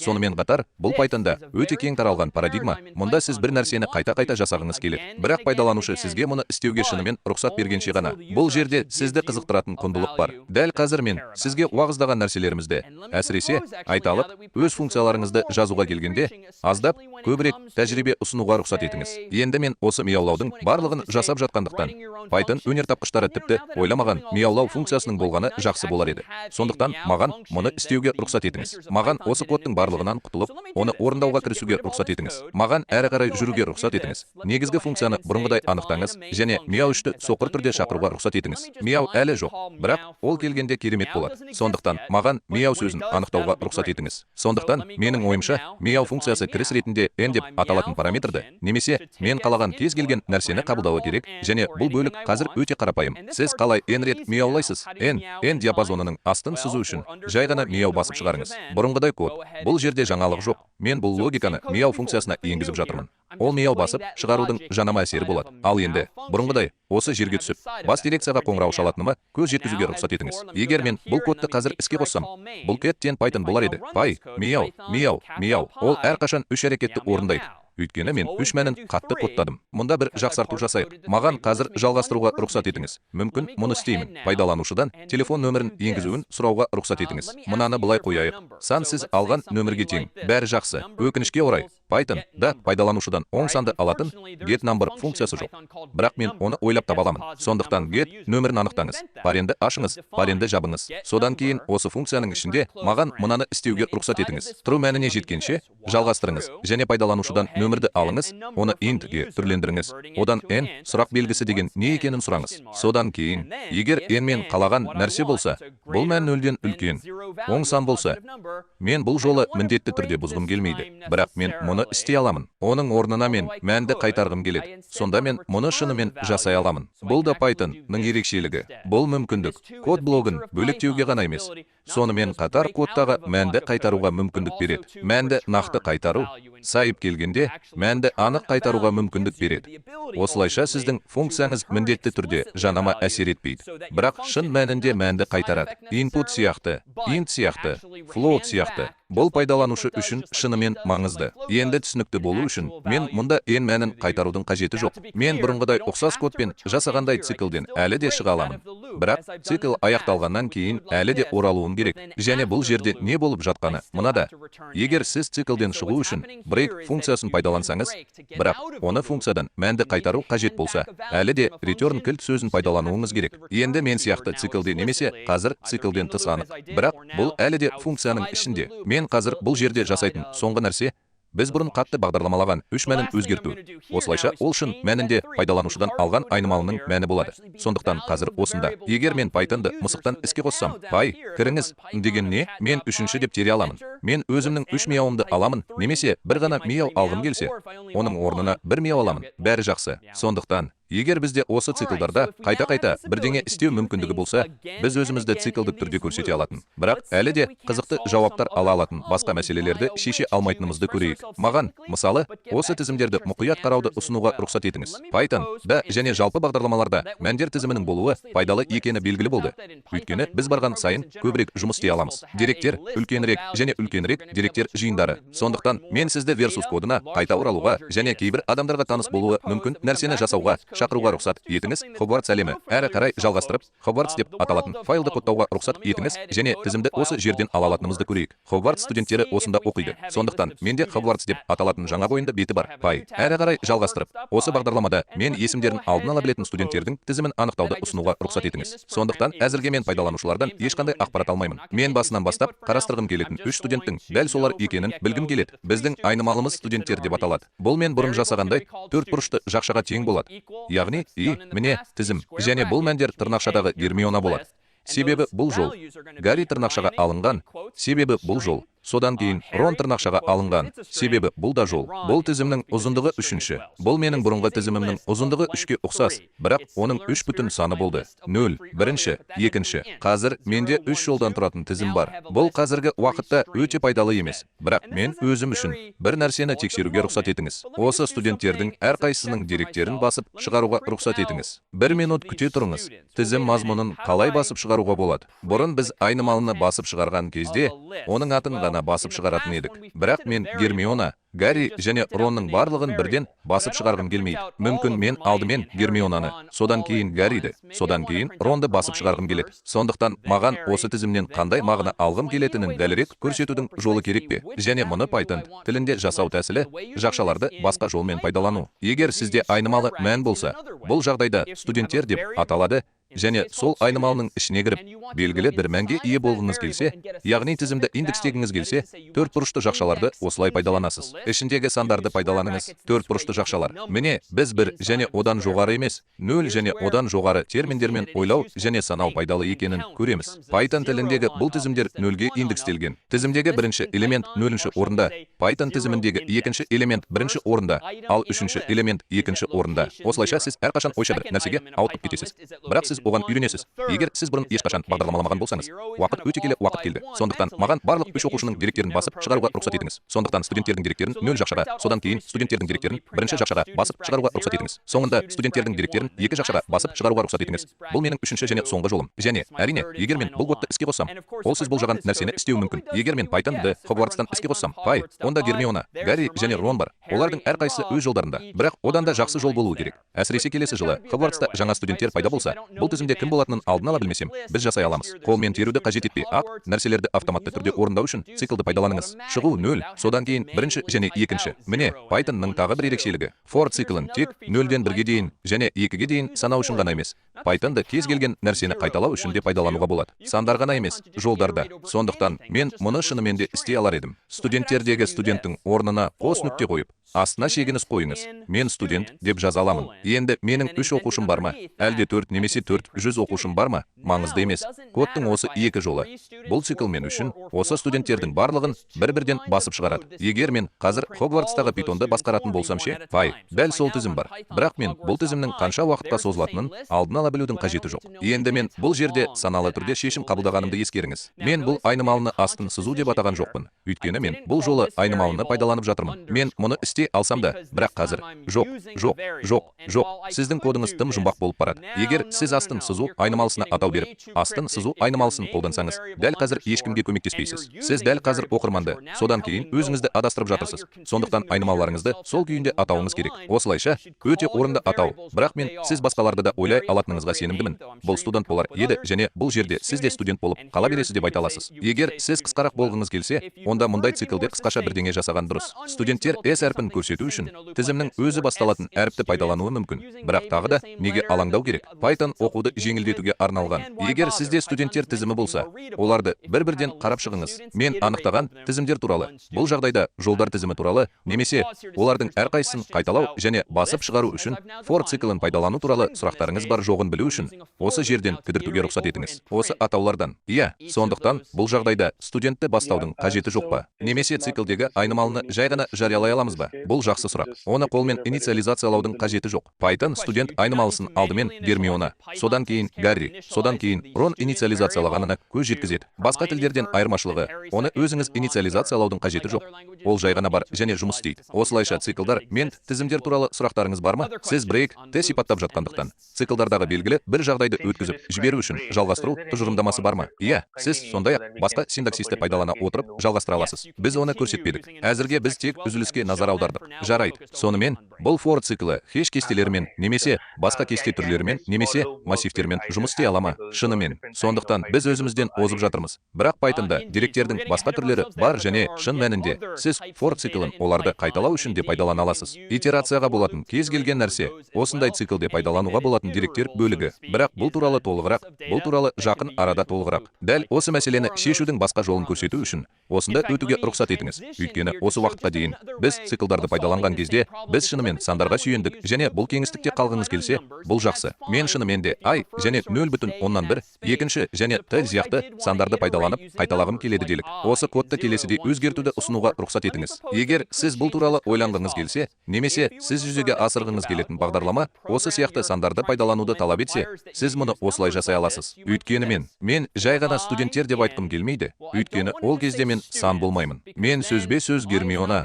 содан кейін Гарри, содан кейін Рон боламын. Мен 0-ден 1-ге дейін, содан кейін 2-ге дейін қайталауым керек. Егер менде 3 элементтен тұратын тізімде келесі орындар болса, 0,1-ден мен қандай да бір жолмен 0-ден басталып 2-ге аяқталатын цикл жасауым керек. Бұрын мен мұны істегім келгенде маған диапазон қажет болды. Бірақ бұл екіншісі жұмыс істемейді. Мен студенттердің ауқымын жай ғана айта алмаймын. Өйткені студенттер сан емес, ол бүтін сан емес, сондықтан оны диапазонға ауыстыра алмайсыз. Диапазон бүтін санды күтеді. Бірақ бұл жерде шешім бар. Python тілінде тізімнің ұзындығын және кейінірек басқа параметрлерді көрсететін ұзындық немесе len деп аталатын функция бар екені белгілі болды. Енді мен осы құрылыс блоктарын жинап, сандарды осылай пайдалануға мүмкіндік беретін әдісті ойлап таба аламын деп ойлаймын. Осылайша диапазон жолдар тізімін емес, санды қажет етеді. Және ең дұрысы, бұл сан 3-ке тең болуы керек. Сондықтан мен мәндер ауқымын аламын. 0,1 және екінші. Сондықтан мен өз функцияларымды келесідей тарата аламын деп ойлаймын. Егер мен алдымен студенттер тізімінің ұзындығын алсам, ол 3-ке тең болады. Содан кейін мен бұл қайтару мәнін диапазонға аргумент ретінде жіберемін. Ол маған мәндер ауқымын қайтарады. 0, содан кейін 1, содан кейін 2. Бұл маған кейінірек кодта не істеуге мүмкіндік береді. Егер мен қаласам, бұл жай ғана емес. Мен print now қолданбасын жақша ішінде пайдалана аламын. Және дәл осы жерде біз көріп отырған синтаксис өте мәнерлі болады. Жаңа және мүмкін бейтаныс. Бірақ егер мен ашық жақшаны 0,1-нан жабық жақшаны немесе ашық жақшаны, біріншіден жабық жақшаны немесе ашық жақшаны, екіншіден, жақшаны пайдалана алсам, жақшаларды жабыңыз. Мен шынымен де айнымалыны сол жерге қойып, сол жақшалардың ішіндегі кез келген санды басып шығарылатындай етіп өрнектей аламын. Мұның бәрі динамикалық түрде, циклде болады. Мұны істеуге рұқсат етіңіз. Хогвартс питоны. Пай, кіріңіз. Бұл Гермиона, Гарри және Рон. Ал енді, егер мен жай ғана қызық болсам, мен жай ғана айналама қарағым келеді, немесе рейтинг жасағым келеді. Мысалы, мектептегі немесе Гриффиндордағы ең жақсы 3 оқушы кім? Біз бір уақытта бірнеше материалды басып шығара алатыныма көз жеткіздік. Студенттерді тек ай орынға ғана емес. Сонымен қатар алдымен ай, содан кейін студентті ай орынға басып шығаруға рұқсат етіңіз. Сондықтан екі нәрсені басып шығару керек, және біз басып шығару екі дәлелді қабылдай алатынын білеміз. Біз мұны бұрын көргенбіз, олар бос орынмен бөлінеді. Әрі қарай жалғастырып, оны қайталауға рұқсат етіңіз. Мен қазір Гермионаның ең жақсы студент екенін көріп тұрмын, бірақ ол нөлдік орында. Бұл біртүрлі. Менің бағдарламамды пайдаланып жатқан адамға нөлден бастап санай бастағанымызды көрсетудің қажеті жоқ сияқты. Мен мұны түзете аламын. Мен мұнда айге бірді ғана қоса аламын. Енді біз үздік 3 студенттің тізімін көреміз. Гермиона бірінші, Гарри 2 және әрине Рон 3-ші. Осылайша біз осы құндылықтардың барлығына қол жеткізе аламыз. Қазір бұл тізімдерге қатысты сұрақтарыңыз бар ма? Бұл ұзындықтар, осы диапазондар немесе тағы басқалар. Менің сұрағым мынада. Мен қол жетімді жерде болғандықтан, мұны тағы бір рет түсіндіре аласыз ба? Әрине. Сондықтан уақытты кері қайтаруға рұқсат етіңіз. Біз мұны басынан бастап жасай бастадық. Ай үшін 0,2 теріңіз. Содан кейін біз мияу әрпін 3 рет осылай тереміз. For циклінің принципі мынада. Ол сіз үшін айнымалы мәнді жасайды. Мен оны ай деп атадым, бірақ мен оны кез келген нәрсе деп атай аламын. Содан кейін ол тізімдегі бірінші элементке ай тағайындайды. Содан кейін ол автоматты түрде тізімдегі келесі элементке ай тағайындайды. Содан кейін ол тізімдегі үшінші элементке ай тағайындайды. Және әр жолы ол барлық кодты астына шегініспен орындайды. Дегенмен, мен бірдеңені миллион рет қайталағым келсе, бұл жақсы масштабталмайтынын түсінеміз. Сондықтан біз оның орнына диапазонды енгіздік. Нәтиже бірдей. Ол маған мәндер ауқымын қайтарады. 3 элементтен тұратын тізім, осылайша мінез құлық өзгеріссіз қалады. Егер біз қазір Хогвартс мысалына көшетін болсақ, онда менің істеп жатқаным осы шағын идеяларды біріктіру ғана. Мен әлі де for циклін жасап жатырмын. Мен әлі де ай деп аталатын айнымалыны жасап жатырмын. Мен мұны мәндер ауқымымен жасағым келеді. Бірақ қанша мән бар? Егер мен length функциясын қолдансам, және length функциясына мәндер тізімін берсем, length'тің өмірдегі мақсаты бұл мәннің қанша уақытқа созылатынын айту. Оны тізімдеңіз, және ол 3-ші болады. Сондықтан мен дәл осындай нәрсені жасаған сияқтымын. Бірақ мен 3-ті қатаң кодтағым келмейді. Мен Хогвартста қанша студент оқитынын динамикалық түрде есептегім келеді. Сондықтан мен осы әртүрлі идеялардың барлығын құрастырып, немесе мәтінге салып жатырмын. Жарайды. Егер рұқсат етсеңіз, қазір бөліміне өтуге рұқсат етіңіз. Хогвартста әлі де бір соңғы деректер түрі бар. Біз мұның барлығын бірнеше соңғы бағдарламалармен біріктірмес бұрын. Pythonда тек жолдар ғана емес, бүтін сандар ғана емес, тек өзгермелі нүкте мәндер ғана емес, жай тізімдер ғана емес, логикалық мәндер де бар екені белгілі болды. Сонымен қатар, бір мәнді екінші мәнмен байланыстыруға мүмкіндік беретін сөздіктер немесе деректер құрылымдары деп аталатындар бар. Бұл адамдар әлеміндегі сияқты сөзбе-сөз сөздік. Егер сіз сөздікті ағылшын тілінде немесе кез келген басқа адам тілінде ашсаңыз, сөздіктің ішінде не бар? Бұл сөздер мен анықтамалардың жиынтығы, информатик және бағдарламашы оларды жалпылама түрде кілттер мен мағыналар, олармен байланысты басқа нәрсе ретінде сипаттайтын еді. Мұның бәрі сөздік болып табылады. Ол бір нәрсені басқа нәрсемен байланыстыруға мүмкіндік береді. Және бұл тізімнен де күштірек және қызықтырақ құрал екенін ескеріңіз. Тізім бұл бірнеше мәндердің жиынтығы ғана, бірақ сөздік. Егер қаласаңыз, 2 өлшемді. Адам сөздігі кітап сияқты. Ол бір нәрсені басқа нәрсемен, мысалы, сөздерді олардың анықтамаларымен байланыстырады. Енді айтыңызшы, бұл іс жүзінде нені білдіреді? Жарайды. Біз Хогвартста кімнің қай факультетте оқитынын бақылағымыз келеді делік. Мен мұны тек тізімдерді қолдану арқылы жасай аламын. Осы жерде versus кодына қайта оралуға рұқсат етіңіз, және маған уақытша ғана рұқсат етіңіз. Бірақ маған ұнамайтын жолмен жасауға рұқсат етіңіз. Үйде деп аталатын басқа айнымалы мәнді Гриффиндорға теңестіріңіз. Бұл Гермионаның Гриффиндор факультетіне сәйкес келеді. Бұл Гарридің факультетіне, ал Гриффиндор Ронның факультетіне сәйкес келеді. Сол жерге драконы қосайық. Осылайша, қазір бізде 3 студенттің орнына 4 студент бар. Сондықтан әртүрлілік бар, және ол Слизеринге барды. Сондықтан қазір бізде 2 тізім бар. Және біз жай ғана Students айнымалысы бойынша бірінші орында тұрған адам үйлерде бірінші мәнде тұрады деп келісе аламыз. Students айнымалысы бойынша екінші орында тұрған адам екінші үйде тұрады. Students айнымалысы бойынша үшінші орында тұрған адам үшінші үйде тұрады. Біз мұны істей алар едік. Бірақ шынымды айтсам, бұл біздің студенттеріміз көп болған кезде үйлеріміз көп болған кезде тез бұзылады. Және егер біз одан да көп нәрсені бақылағымыз келсе, ал егер біз әрбір студенттің үйін және олардың патронусын олар сиқырлы түрде елестететін бұл бейнені қадағалағымыз келсе, содан кейін бізге үшінші тізім қажет. Мысалы, егер біз жай ғана құрмет жүйесін қолданатын болсақ, бұл тез арада шатасуға әкеледі. Мұнда барлығы логикалық түрде реттелген бірнеше тізімдерді қолданамыз. Сіздің кодыңыз күрделене түскенде, бұл жақсы нәрсеге әкелмейді. Бірақ мен бұл идеяны шынымен жүзеге асырғым келеді. Мен бір нәрсені басқа нәрсемен байланыстырғым келеді. Студент үймен, студент үймен, студент үймен және т.б. Сондықтан мен мұны қалай істей аламын? Осы жерде менің кодыма қайта оралуға рұқсат етіңіз және оны Python сөздігімен орындауды ұсыныңыз. Және бұл шын мәнінде біз көретін соңғы жаңа синтаксис. Міне, жаңа синтаксис. Төртбұрышты жақшаларды пайдаланудың орнына сөздіктер үшін де бұйра жақшаларды қолданамыз. Біз F жолдарының контекстінде бір-бірімен мүлдем байланысы жоқ бұйра жақшаларды көрдік. Кейде пернетақтада пернелер жеткіліксіз болады. Және тіл авторлары таңбаларды әртүрлі тәсілдермен пайдалануы керек. Бұл қазір болады. Біз бұйра жақшаларды басқаша қолданамыз. Енді студенттер деп аталатын айнымалы мәнді жасауға рұқсат етіңіз. Әрі қарай жалғастырып, оны ашық бұйра жақшаға және жабық бұйра жақшаға теңестіруге рұқсат етіңіз. Қазіргі уақытта бұл сөздік бос. Және сөздік осылай жұмыс істейді. Ол сізге бір нәрсені басқа нәрсемен байланыстыруға мүмкіндік береді. Және сіз оны осылай жасайсыз. Гермиона, тырнақшасыз тырнақшаларды, қос нүктені, содан кейін олардың мағынасын қойыңыз. Гермионамен нені байланыстырғыңыз келеді? Гриффиндор. Мен Гарриді немен байланыстырғым келеді? Мен оны Гриффиндормен байланыстырғым келеді. Мен Ронды немен байланыстырғым келеді? Мен оны Гриффиндормен байланыстырғым келеді. Бұл шын мәнінде олай емес. Бұл тез арада өте жағымсыз салдарға әкеледі. Біз Драко мен Слизеринді қосқаннан кейін менің кодым тым ұзарып, ол бүктеле бастайды. Сондықтан бұл тек эстетикалық мәселе. Python және басқа тілдерде кодты пішімдеуді біршама жеңілдету және жай ғана жаңа жолдарды қосу өте қолайлы.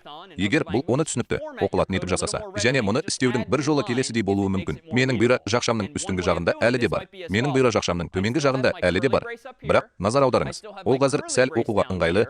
Өйткені менің кілттерім сол жақта, менің бірдеңе және менің құндылықтарым оң жақта. Жарайды. Міне, менің басқа істерім. Бетті жоғарыдан төменге қарай сырғыту оңайырақ. Сіз оны басқаша пішімдей аласыз. Бірақ мен әрі қарай жалғастырамын және әрине Слизеринде тұратын драконы қосамын. Енді менде сол жақтағы кілттердің әрқайсысы және оң жақтағы мәндер бар. Бұл шын мәнінде, бұл идеяның кодтық орындалуы ғана сіз пайдалана алатын шағын диаграмма. Бір нәрсені басқа нәрсемен байланыстырған кезде қағазға қарындашпен жаза алады. Енді мен бұл кодты қалай пайдаланғым келеді? Синтаксис дерлік бірдей. Егер мен бірінші оқушыны Гермионаның үйін басып шығарғым келсе, мен мұны істей алар едім. Айнымалының атын басып шығарыңыз. Бірақ мен айнымалының ішіне кіруім керек. Мен оған индексті енгізуім керек. Сөздіктердің ең керемет жері бұл тізімдерде сандық 0,1.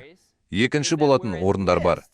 Гермиона, Гарри, Рон. Сәйкесінше, сөздіктер нақты сөздерді келесідей пайдалануға мүмкіндік береді. Сіздің индекстеріңіз оларға ену үшін. Сондықтан, егер сіз Гермионаның үйін басып шығарғыңыз келсе, сізді қызықтыратын кілт тырнақшасыз дәйек сөз.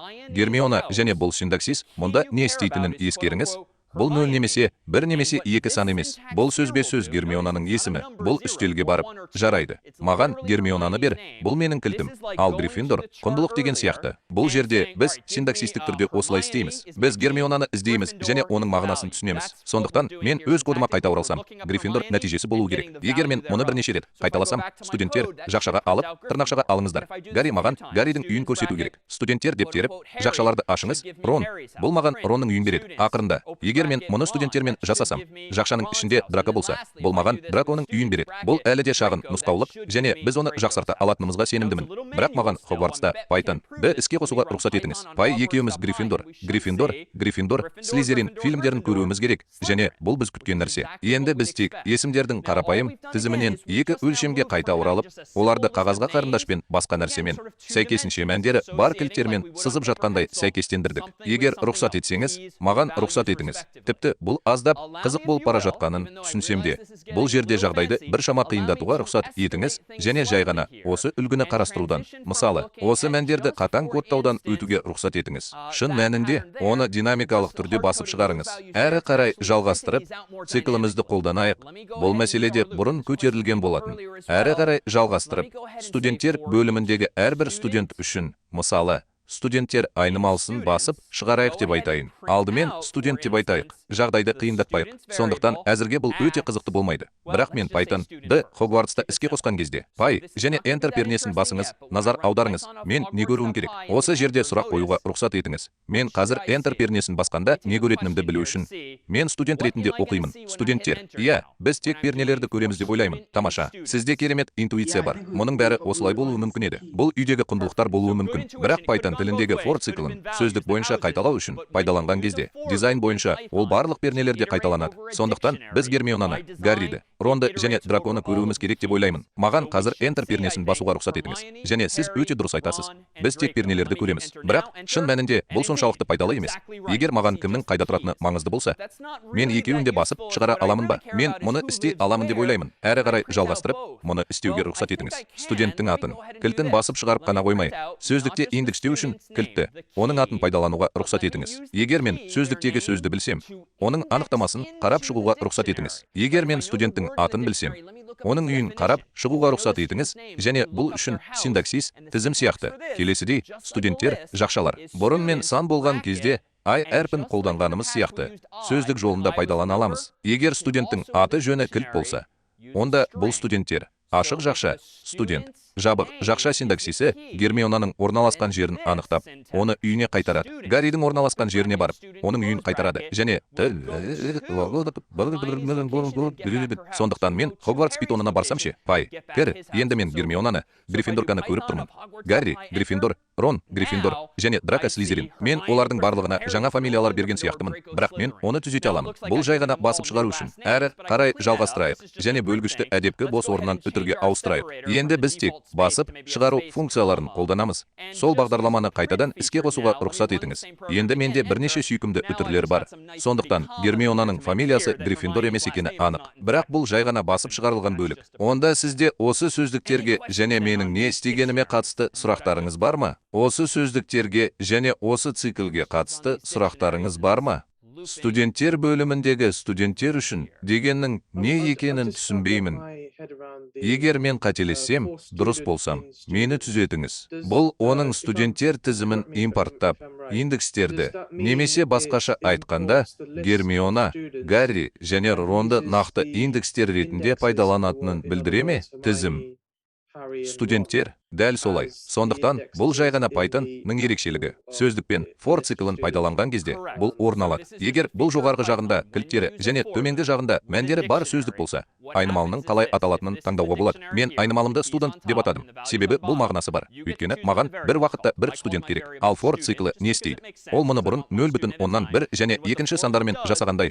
Ол маған, мысалы, бастапқыда студент мәнін орнатуға мүмкіндік береді. Оның есімі Эрмелин. Содан кейін циклдың келесі итерациясында, келесі циклде студенттің аты Гарриге, содан кейін Ронға, содан кейін Дракоға қойылады. Бұл жай ғана автоматты түрде болады. Python аудармашысы осындай for циклын көргенде сіз үшін осылай жасайды. Сондықтан, рух бойынша, бұл тізім бойынша, for циклы арқылы итерацияға ұқсайды. Бірақ, сандық орын бойынша итерацияның орнына 0,1. Екіншіден, ол қалың қаріппен итерацияланады. Кілттер мұнда графикалық түрде берілген. Басқа таныс аймаққа көшпес бұрын. Хогвартсқа қатысты тағы бір мысал келтірейін. Жағдайды сәл ушықтырып алу қаупі бар болса, әңгімені Хогвартстың тағы бір мысалымен жалғастыруды ұсынуға рұқсат етіңіз. Егер бізде әр оқушымыз туралы көбірек ақпарат болса ше, және бұл сөзсіз. Егер сіз адамдар, тұтынушылар, қызметкерлер немесе басқа нәрселер туралы дерекқор болып табылатын бағдарламаны жүзеге асырып жатсаңыз, бағдарламаңызда сіз ұсынатын барлық нәрселер туралы көптеген деректер бар деп елестете аласыз. Талқылау үшін, әрине, әрбір Хогвартс студентінің аты бар делік.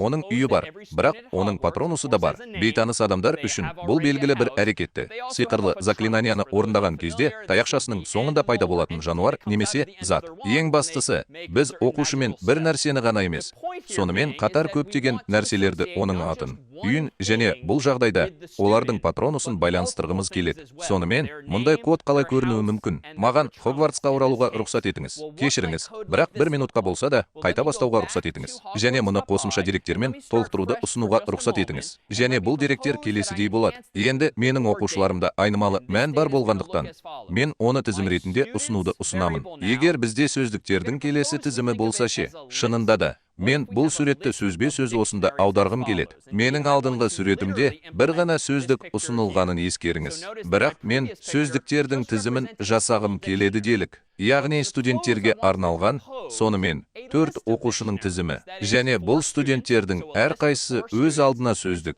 кілт мән жұптарының, кілттердің және басқа бір нәрсенің мағыналарының жинағы делік. Міне, код арқылы мұны істеудің тағы бір жолы. Versus кодына қайта оралып, студенттер деп аталатын айнымалыны анықтауға рұқсат етіңіз, ол тізімге тең. Мен курсорды алдын ала бөлек жолдарға жылжытамын. Өйткені мен оның ұзаққа созылатынын білемін және осы тізімнің барлық элементтерін, оның ішіндегі тізімді орналастырғым келеді. Мен қазір сөздік құрамын. Әр оқушыға бір сөздіктен. Сөздікті қалай құруға болады? Мен жай ғана осы бұйра жақшаларды қолданамын. Бірақ мен бұл кілттердің не екенін өзім анықтауым керек. Мен бұл жолы кілттердің бірі студенттің аты жөні емес. Сөзбе-сөз аты сөзі болуы керек және Гермиона есімі болуы керек деп ұсынуға рұқсат етіңіз. Сол студентте үй деп аталатын тағы бір кілт болады. Ал мағынасы Гриффиндор болады. Ал сол студентте Патронус деп аталатын үшінші кілт болады. Және бұл кілттің мағынасы мен іздеуге тура келді. Оттер нұсқауларға сәйкес. Кітап. Енді мен осы тізімнің ішінде екінші сөздік құрамын. Және тағы да қайталаймын. Сөздік, сөзбе-сөз адам сөздерінің сөздігіне ұқсайды. Бұл кілттер мен мағыналарды, сөздер мен анықтамаларды қамтитын кітап. Мен сөздіктерімнің әрқайсысында қандай үш сөзді сақтаймын? Аты, үйі және Патронусы. Гермиона үшін бұл сөздердің анықтамалары қандай? Гермиона, Гриффиндор және Оттер сәйкесінше. Бұл жаңа сөздікте Гарри үшін анықтамалар басқаша болады. Маған тағы бір жұп жақшаны қойып, мынаны айтайын. Аты тырнақшалар, үтір, қос нүкте. Гарри, бұл бөлім тағы да Гриффиндор деп аталады. Ал мен білетін адам, оның Патронусы бұл жағдайда бұғы болады. Келесі үшінші сөздік болады. Мұнда оның аты Рон болады. Мен әрі қарай жүріп, осылай істеймін. Әрі қарай, менде бұл факультет бар. Ол да Гриффиндор болды. Ақырында мен мынаны іздеуге тура келді. Ронның қамқоршысы Джек Расселл Терьер болды. Ақырында Драко. Енді төртінші сөздікте тағы бір бұйра жақша бар. Және студенттің аты, әрине, Драко. Бұл студенттің факультеті Слизерин. Бір қызығы, Драконың. Ең болмағанда, интернетке сенетін болсақ, Патронусы жоқ. Бұл туралы кітаптарда да, фильмдерде де ешқашан айтылмаған. Сондықтан, бұл шынымен де үйренудің тамаша сәті екені белгілі болды. Python тілінде сөзбе-сөз жоқ. Және N деп аударылатын арнайы кілт сөз бар. Оның бірінші әрпі бас әріппен жазылады. Бұл ресми түрде ешқандай мағына жоқ дегенді білдіреді. Сондықтан, мен тырнақшасыз тырнақшаға ұқсас нәрсені сәл абайсызда жасай алар едім. Бірақ бұл менің теруге алаңдамағанымды білдіре ме? Солай ма? Жоқ па? Семантикалық тұрғыдан алғанда, сөзбе-сөз жоқ деп айту біршама түсінікті. Бұл Python тіліндегі арнайы кілт сөз. Мен Драконың Патронусы жоқ екенін білемін. Бұл менің тарапымнан оңай қадағалау емес. Енді менде бұл бар. Менің компьютерімнің жадында не бар? Менде тізім бар. Бұл тізім екенін қайдан білейін? Өйткені мен басында төрт бұрышты жақшаны, ал соңында басқа төрт бұрышты жақшаны көремін. Бұл менің көрнекі анықтамам ғана жарайды. Мен мұнда тағы не болып жатқанын түсінбеймін. Бірақ мұнда бір нәрсенің тізімі бар. Бұл тізімде не бар? Бұл жерде синтаксисте біздің анықтамамыз болып табылады. Бұл екі жол бұйра жақшадан басталып, басқа бұйра жақшамен аяқталатындықтан. Мен бұл сөздік, кілт, мән жұптарының жинағы екенін білемін. Мұның бәрі қазір менің экраныма өте жақсы сәйкес келеді. Сондықтан мен барлық кілт, мән жұптарын жаңа жолдарға жылжытуға алаңдамадым. Бұл оны шынымен биік етеді. Сондықтан мен бұл жолы барлығын осында біріктірдім. Бірақ бұл бірінші сөздікте қанша кілт бар? Басқаша айтқанда, Гермионаның физикалық сөздігінде қанша сөз бар? 3. Бұл сөздер аты, үй және Патронус. Гермионаның сөздігінде осы сөздердің үш анықтамасын немесе мағынасын атаңыз. Гермиона, Гриффиндор және Оттер сәйкесінше. Сол оқиға Гарриге, содан кейін Ронға, содан кейін Дракоға қатысты. Мен оларға бірдей кілттері бар сөздіктерді беруді шештім. Олардың барлығының есімдері бірдей, бірақ олардың барлығында бар бірегей құндылықтар. Бұл менің дизайным. Бұл менің бағдарламашы ретіндегі құзыретім. Ендеше, бұл неге дәл қазір пайдалы? Мен осы студенттердің барлығы туралы қызықты деректердің толық жинағына қол жеткізе аламын және әлі де цикл жасай аламын. Студенттер бөліміндегі студенттер үшін бұл студенттер тізімін қайта қарауға мүмкіндік береді деп айта аламын. Әрі қарай жалғастырып, бір уақытта бір ғана элементті басып шығаруға рұқсат етіңіз. Қазіргі студенттің атын басып шығаруға рұқсат етіңіз. Осылайша, сөздік қаншалықты күрделі болса да, ол өте ыңғайлы болуы керек. Студенттер бөліміндегі студенттер үшін мүмкіндігі тізімдегі барлық студенттерді жай ғана сұрыптайды. Барлығы бірінші, екінші, үшінші, төртінші. Келесі жолда атау кілтінің мәні жай ғана көрсетіледі. Бұл физикалық сөздікті ашып, аты сөзін тауып, әр сөздіктен сәйкесінше Гермиона, Гарри, Рон және Драконы көрсету сияқты. Сондықтан, мен Хогвартстың осы нұсқасын іске қосып, Enter пернесін басам, үшеуінің де атын аламын. Бірақ маған қосымша ақпарат қажет болса ше, маған олардың аты жөндері де, факультеттері де керек. Принт аргументтеріне студент, ашық жақша, үй жабық жақша деген сөздерді қосыңыз. Жарайды. Әрі қарай жалғастырайық. Бұл Хогвартс питоны. Пай деп теріп, Enter пернесін басыңыз. Енді мен Гермионаны, Гриффиндорканы көремін. Гарри, Гриффиндор және тағы басқа. Біз мұны үтір мен бос орын сияқты басып шығарылған бөлгішті қосу арқылы эстетикалық тұрғыдан аздап түзете аламыз. Осылайша мен оны қайта іске қосқан кезде осы жолдарды, мәндерді бөлетін үтірді көремін. Бірақ студенттердің аты жөні ғана емес, үйде патронусы да бар екенін ұмытпаңыз. Сондықтан, егер біз мұны да басып шығарғымыз келсе, қазір бізде синтаксис бар.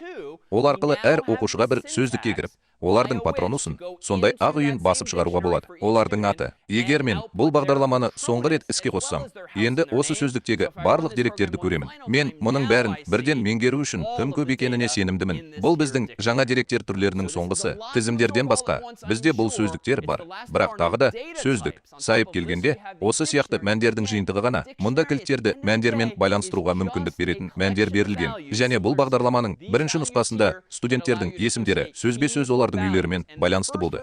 Бірақ содан кейін мен келесі нұсқамда 1 минут күте тұрыңыз.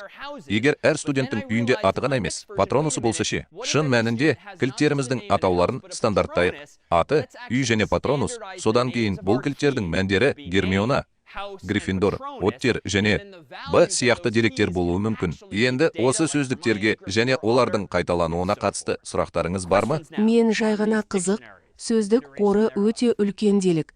Егер мен белгілі бір студент туралы ақпарат тапқым келсе, онда ол студентті қайдан іздеу керектігін қайдан білуге болады? Біз оларды алфавитке, сандарға немесе басқа нәрсеге бөле аламыз ба? Қысқаша жауап берсеңіз. Иә, Python туралы бір нәрсе. Бұл сөздіктерді сіз үшін өте ыңғайлы етеді. Олар өте үлкен болса да, алдағы апталарда біз көбірек деректерді өңдейтін болсақ, Python сізге қажет деректерді тез табады. Және шын мәнінде бұл тілдің ерекшелігі, бұл сөздіктің ерекшелігі, ол сізге қажетті деректерді табуға, деректерді жылдам жинауға көмектеседі. Және сіз пайдалана алатын мүмкіндіктер бар. Сіз деректерді сұрыптай аласыз, оларды қарай аласыз, өте тиімді операцияларды жасай аласыз. Біз ақырында жасаймыз. Содан кейін осы циклдарды аяқтаған кезде өткенді жақсы еске түсіретін бірнеше соңғы тапсырмаларды орындауды ұсынуға рұқсат етіңіз. Кем дегенде мен үшін бала кезімдегі ең жақсы көретін ойындарымның бірі осы жерде болды. Түпнұсқа Nintendo. Бұл екі өлшемді әлем. Онда кейіпкерлер пирамидалар мен осындай кедергілерден секіріп, солға емес, жоғары, төмен және оңға жылжиды. Мен мұны жай ғана шабыт алу үшін пайдалануды ұсынамын. Бұл сияқты түрлі түсті немесе ерекше графикалық нәрсе жасау үшін емес.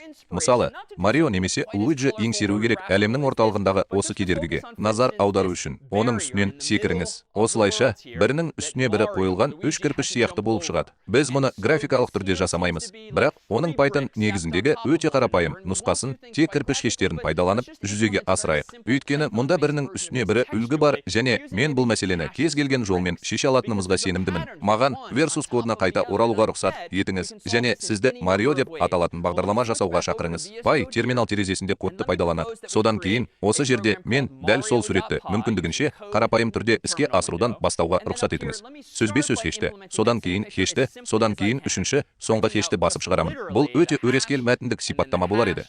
Бірақ менің ойымша, егер мен Python Mario-ны іске қоссам, менде сол кірпіш бағанының өте қарапайым нұсқасы бар. Бірақ сіз елестете аласыз. Әрине, бұл бағандар жоғары немесе төмен болуы мүмкін ойында. Шын мәнінде, сәл динамикалық болатын кодты жазу жақсы идея болар еді. Жай ғана басып, шығару, басып шығаруды пайдаланыңыз. Бұл сөзбе-сөз, көшіру және дегенді білдіреді. Бұл макаронға ұқсайды. Сондықтан маған, ең болмағанда, бүгінгі сабақтарымның кейбірін алып, оның орнына осындай нәрсені істеуге рұқсат етіңіз. 3 диапазонының астын сызу үшін, енді бір уақытта олардың біреуін ғана басып шығарайық. Бірақ мен қазір диапазонды белгілеу үшін 3-ті қолданғаным. Егер мен оны үлкенірек немесе кішірек нәрсеге өзгерткім келсе, оны 3 немесе одан да көп жерде емес, бір жерде өзгертетінімді білдіреді. Және бұл код, әрине, егер мен оны дұрыс түсінсем, дәл сол нәрсені басып шығарады. Сондықтан біз мұнда қайталаймыз. Бірақ енді өз функцияларымызды жазу туралы талқылауымызды біріктіре алмайтынымызды көрейік. Осылайша біз сәл үлкенірек нәрсені жаза бастаймыз. Динамикалық және сайып келгенде күрделірек мәселелерді шешеді. Мүмкіндіктердің жақсы жақтарының бірі, олар бізге қайта пайдалануға болатын кодты жазып қана қоймай, қаласаңыз, абстракциялар жасауға мүмкіндік береді. Абстракция бұл ықтимал күрделірек идеяны жеңілдету. Және біз мұны бірнеше апта бойы бірнеше рет байқадық. Мысалы, бізде сәлем деп аталатын мүмкіндік болды. Ол, әрине, көп жұмыс істемеді. Тек сәлем сөзін шығарды. Бірақ бұл маған функцияны жай ғана бірдеңені теріп қана қоймай, сөзбе сөз сәлем деп айту арқылы жасайтын нәрсе деп ойлауға мүмкіндік берді. Мен нөмірді алу сияқты өз функциямды анықтау арқылы ұқсас нәрсені пайдаланып нөмірді ала алдым. Маған әрі қарай жалғастыруға рұқсат етіңіз. Мысалы, осы сәтте мен өзімнің негізгі функциямда басып шығару бағанасы деп аталатын функцияны көрегендікпен пайдаландым деп болжауға рұқсат етіңіз. Менің ойымша, бұл кірпіш бағанын басып шығаратын функцияны пайдалану үшін кез келген басқа атау сияқты, орынды атау сияқты. Енді мен бұл абстракцияны, бағанды нақты кодпен басып шығарудың қарапайым идеясын қалай жүзеге асырамын. Біз def көмегімен дәл осылай жасай алатынымызды көрдік. Print коллам деп аталатын функцияны анықтауға рұқсат етіңіз. Жалпы айтқанда, height деп аталатын параметрді кіріс ретінде қабылдауға рұқсат етіңіз. Мен оны n немесе h деп атай алар едім. Бірақ қазір биіктікте оның не істеп жатқанын еске түсіру үшін бұл біршама түсінікті болар еді. Енді мен бұрынғыдай кодтың бір бөлігін ғана ала аламын деп ойлаймын. n биіктік диапазонының астын сызу үшін бір хешті басып шығарыңыз. Содан кейін осы бағдарламаның соңында mainге қоңырау шалайық. Сондықтан мен кодты біршама қиындаттым. Қазіргі уақытта ол басқа ештеңе істемейді. Бірақ бұл мені қиынырақ тапсырмаларды шешуге дайындайды. Егер мен Python-ды Mario'дан іске қоссам, біз бастаған ісімізге қайта оралдық. Бірақ қазір менде Mario әлемінің бір бөлігін бір уақытта қалай басып шығару керектігі туралы ойлануға мүмкіндік беретін функция, абстракция, басып шығару бағанасы бар. Мен мұны да көптеген жолдармен жасай аламын. Назар аударыңыз. Егер мен шынымен қаласам, мен де солай істей алар едім. Мен қазір басып шығару бағанын көптеген жолдармен жүзеге асыра алар едім. Әсіресе егер мен барлық кодымда басып шығару бағанын пайдалансам, немесе менің әріптесім, досым, интернеттегі басқа біреу менің басып шығаруымды пайдаланып жатса. Баған функциясы. Сіз жазған функциялардың тағы бір жақсы жағы, оларды іске асырудың негізгі мәліметтерін өзгертуге болады. Бірақ функцияның атын, оның параметрлерін, немесе ол қайтаратын нәрсені өзгертпейінше, егер басқа ештеңе болмаса, ешкім білмейді. Бұл айырмашылық. Егер сіз оны жақсартқыңыз келсе, немесе уақыт өте келе түзетулер енгізгіңіз келсе, ішкі іске асыруды қалағаныңызша өзгерте аласыз. Мәселен, мысалы, басып шығару бағанын енгізудің тағы бір жолы, еске салсақ, осындай нәрсе болар еді. Бір хешті, содан кейін жаңа жолды пайдалану аздап қиын. Содан кейін жолдарды көбейтуді орындап, содан кейін бұл жолды тырнақшасыз тырнақшамен аяқтауымыз мүмкін. Тағы да, егер сізге бұл синтаксис ұнамаса, бұл жақсы. Бұл біз бұрын көрген ақылды тәсіл болды. Бірақ егер мен Mario'ның орнына Python іске қоссам, Py осында, мен әлі де 3 жолдан тұратын бағанды көремін. Бірақ бұл жерде ең бастысы, print коллам бағдарламасының негізгі енгізілімі өзгергенін білудің қажеті жоқ. Егер қаласаңыз, басқа өлшемге көшейік, және тек осы тік кірпіштерді басып шығарудың орнына ойынның осы бөлігіне, мұндағы әлемге тез көшейік. Бір кезде Mario аспандағы мына кірпіштерге тап болады. Егер ол олардың астынан секірсе, олар тиынға айналады. Осылайша ол өз ұпайын көбейтеді. Бірақ әрі қарай жалғастырайық. Және тек осы монеталарға назар аударайық. Мен басып шығаруды ұсынуға рұқсат етіңіз. Мұнда тек осы 4 сұрақ белгісі бар. Және осы жерде versus кодына қайта оралуға рұқсат етіңіз. Және осы жерде versus кодының бір бөлігі ретінде, бұрынғыдай, біз бұл туралы абстракциялауға тырысуымызды ұсынуға рұқсат етіңіз. Сондықтан, маған осы нұсқадан құтылуға рұқсат етіңіз. Өйткені енді біздің шығыс деректеріміз тік емес, көлденең болады. Мен жай ғана айтайын, жолды 4 рет басып шығарыңыз. Ағымдағы мәселені жай ғана абстракциялауға рұқсат етіңіз. Мен осы 4 сұрақ белгісін қалай басып шығаратынымды әлі білмеймін. Бірақ оны 4 жолды басып шығару деп атайық. Енді мен бұл мәселені шешемін деп ойлаймын. Енді мәселені шешу үшін қоянның шұңқырына түсейік. Print row деп аталатын функцияны анықтаңыз. Ол биіктікті емес, енді қабылдайды. Өйткені ол тік емес, көлденең. Мен мұны қалай істей аламын? Енді бізде жолды көбейтуді одан да талғампаздықпен орындау мүмкіндігі бар. Мен тырнақшасыз тырнақшаларды сұрақ белгісін жолдың енінен есе көбейте аламын. Және бұл цикл болуы мүмкін нәрсені шығарудың өте әдемі питоникалық әдісі, және бұл өте жақсы. Бірақ біз әрі қарай жалғастырамыз. Мен үшін осы сұрақ белгілерін шығарыңыз. Mario питонын жасайық. Py, кіріңіз. Енді менде 4 сұрақ белгісі бар. Бұл графикалық нұсқасы сияқты әдемі емес. Бірақ бұл ең болмағанда Print Roll сияқты қайта пайдалануға болатын мүмкіндікке ие болудың алғашқы қадамы. Мен мұның бәрін неге істеп жатырмын? Мысалы, біз басып шығару үшін, бағанды және басып шығару үшін жолды пайдаланып, осы мәселелердің шешімін әзірлеуде неге шектен шығып жатырмыз? Бұл мәселені шешудің пайдалы әдісі. Сіздің әлеміңіз қазіргідей бір өлшемді болып көрінбесе, немесе бағандары бар нұсқада болса, бірақ бұл туралы не деуге болады? Кейінірек Super Mario Bros.-те Марио жер асты әлемінің көптеген кедергілері бар осы әлемге секіруге мәжбүр болады. Ал мынау, мысалы, шаршыға ұқсайды. Ол екі өлшемді, оның биіктігі мен ені бар. Және бұл мүмкін талқылау үшін бұл 3-тен 3-ке дейінгі тор сияқты 3-тен 3-ке дейінгі шаршыға ұқсайтын болса, біз бұл нәрсені жүзеге асырудың көптеген әртүрлі жолдары бар екенін білдіреді. Бұл мәселені қалай шешуге болады? Маған Versus кодексіне қайта оралуды және бұл туралы бірнеше түрлі жолмен ойлануды ұсынуға рұқсат етіңіз. Мен мұны осылай істей алар едім. Егер мен қайда бара жатқанымды білсем,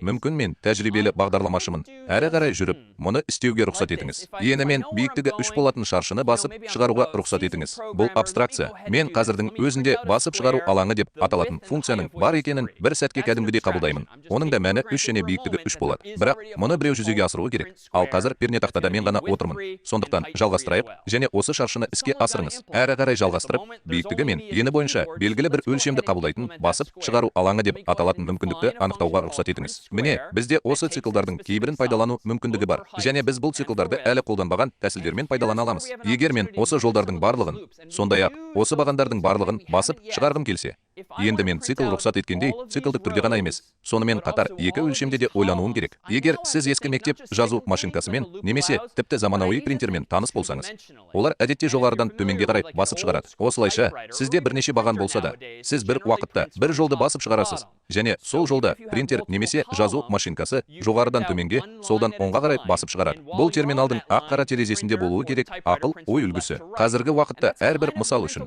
барлық нәтижелер жоғарыдан басталып, төмен қарай жүреді. Жоғарыдан төменге, солдан оңға. Осылайша, біз өз нәтижелерімізді, шаршымызды дәл осылай жасауымыз керек. Сондықтан, мұны істеуді ұсынуға рұқсат етіңіз. Мұны бірнеше рет, 3 немесе одан да көп рет қайталау керек екенін білуімізді ұсынуға рұқсат етіңіз. Сондықтан, мұны істеуге рұқсат етіңіз. Мен өлшем ауқымында болғандықтан, 3 рет не істеуім керек? Мен нені басып шығарғым келеді? Біріншіден, екінші, үшінші қатар кірпіш. Бірақ мен кірпіштің әр қатарының ішіне не басып шығарғым келеді? Атап айтқанда, бірінші, екінші, үшінші кірпіш. Сондықтан, егер біз осы жердегі диаграммамызға қайта оралсақ, және мен бұл шынымен 3-тен 3-ке, ені 3-ке және биіктігі 3-ке тең шаршы болу керек екенін түсіндірсем, мен не қаладым? Бірінші жолды басып шығару үшін не істеу керек? Мен кірпіш басып шығарғым келеді. Екінші қатарда нені басып шығарғым келеді? Кірпіш. Ал үшінші қатарда кірпіш.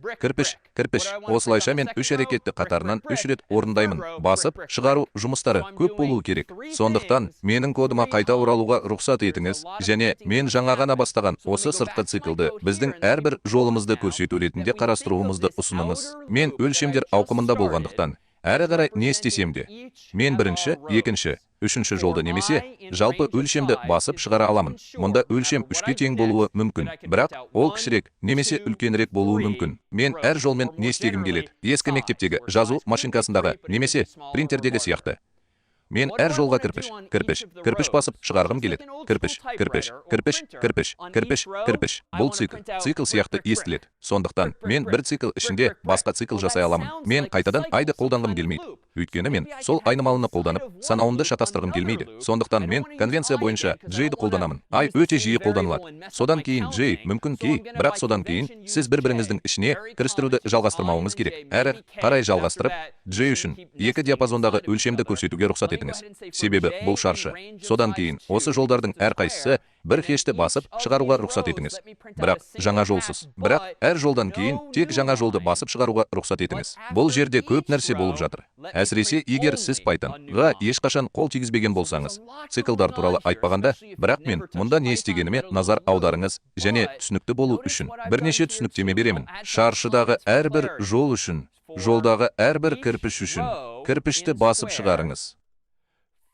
Міне, түсініктемелер және жалпы айтқанда, псевдокод сізге және басқаларға код жолдарыңыздың не істеп жатқанын түсіндіруге шынымен көмектесе алады. 8 жолда мен айден 0-ге дейінгі өлшемді қайталаймын. 0, бірінші, екінші, 11 жолда мен де солай істеймін. Бірақ мен J-ді 0,1, 2-ден бастап қолданамын. Бірақ бұл жақсы нәрсе, өйткені мен әрбір жолымның қалай көрінетінін елестетемін. Мен осы қатарлардың әрқайсысында, осы сыртқы ілмектің ішінде жұмыс істеп жатқанда, мен кірпіш жасаймын. Бірақ мен курсордың әрі қарай жылжуын қаламаймын. Мен жолда болған кезде келесі жол. Сондықтан мен бұл жолдың соңын қайта анықтаймын. Бірақ дәл қазір сізге топтық сұрақ қоюға рұқсат етіңіз. Неге 16 жолда? Менде бұл жерде өз мөрім бар. Неге менде өз мөрім бар?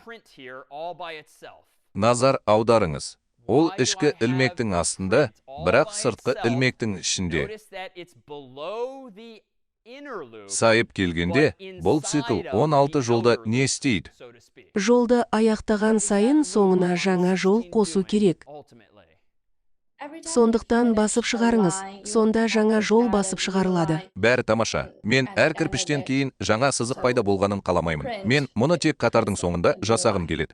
Сондықтан менің пікірлерім қазір пайдалы болуы мүмкін. Бұл цикл қатардағы әрбір кірпіш үшін жай ғана қайталанатынын ескеріңіз. Мен осы ішкі циклды аяқтағаннан кейін, осы жерде бөліктелген жолдарды аяқтағаннан кейін, Евеленің айтуынша, мен бір бос жаңа жолды басып шығаруым керек. Және біз мұны бұрын жасаған емеспіз. Бірақ дәлелсіз басып шығаруға қоңырау шалған кезде, сізге тек бір бос жаңа жолды басып шығару жеткілікті. Get жолды автоматты түрде аяқтау. Курсорды келесі жолға жылжытатын кері қиғаш сызығын. Сондықтан мен қазір терминал тереземе қайта оралып, Мариомен жұмыс істесемше, менің ойымша, мен 3-тен 3-ке дейінгі шаршыны алуым керек. Және бұл менің экранымдағы шаршыға ұқсамайды. Өйткені бұл хештердің биіктігі енінен сәл үлкенірек. Бірақ олар шын мәнінде 3-тен 3-ке дейін. Бірақ мен бұл жерде әрқашан жасағандай, бұл кодты одан әрі қалай қатайтуға болатынын ұсынуға рұқсат етіңіз. Түсінікті болу үшін, бізде кодтың қанша жолы бар екенін көру үшін, түсініктемелерімді бір сәтке қалдыруға рұқсат етіңіз. Және маған осылай істеуге болатынын ұсынуға рұқсат етіңіз. Мен сізге бұл ішкі циклды, әсіресе, егер сізде бір циклды екінші циклдың ішінде ойша қамту қиын болса, сізге қажет емес екенін ұсынуға рұқсат етіңіз. Егер біз бұл трюкті тағы бір рет қайталасақ ше, егер біз сыртқысын ішіне басып шығарсақ, және осы хештердің әрқайсысын қажетінше бірнеше рет қайталасақ ше, біз бұрынғы тәсілден шабыт алып жатырмыз. Және қазір Марионың Python-ын іске қосып жатырмыз. Нәтиже бірдей. Бірақ қазір print square шынымен жақсы және ықшам. Оның бір анық циклі бар, және ол әлі де жолды көбейту арқылы сол жолдағы барлық хештерді бірден басып шығарады. Егер сізге абстракция ұнаса және кодтың не істеп жатқанына көбірек көңіл бөлгіңіз келсе, мұны істейік. Егер сізге не болып жатқаны толық түсініксіз болса, өлшемді жіберетін print row деп аталатын мүмкіндікті енгізуді ұсынайық. Және маған бұл print row функциясы жай ғана осы енді қабылдап, жеке хеш мәндерін бірнеше рет басып шығаруды ұсынуға рұқсат етіңіз. Басқаша айтқанда, бұл жерде абстракциялау мүмкіндігі бар. Атап айтқанда, жолды басып шығару нені білдіреді? Сіз print square бағдарламасын іске асырған кезде, маған жолды басып шығару дегеннің не екені маңызды емес.